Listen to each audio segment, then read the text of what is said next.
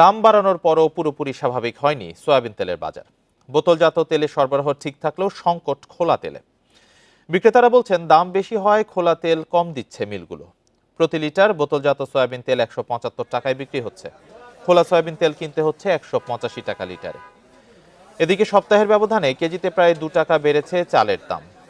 চড়া দামের জন্য মোকাম থেকে সরবরাহ কমিয়ে দেওয়ার অজুহাত বিক্রেতাদের। এদিকে বাজারে নতুন ও পুরনো আলু বিক্রি হচ্ছে একই দামে ৭৫ টাকা কেজিতে। দাম কমে পেঁয়াজ বিক্রি হচ্ছে মানভেদে ৯০ থেকে ১১০ টাকা কেজিতে। মৌসুম হওয়ায় নাগালে রয়েছে শীতের সবজির দাম। কিনাই পরে এখন আমরা ৬২, ৬১ এরকম। এখন ওরা ঝামেলা শেষ হয় না। প্রত্যেকটা জিনিসই প্রতিনিয়তই বাড়তেছে। তা আমরা যারা সাধারণ মানুষ আছি আমাদের তো হিমশিম খেয়ে যাচ্ছে। আমাদের তো ইনকামের উপরেই সব ডিপেন্ডেড।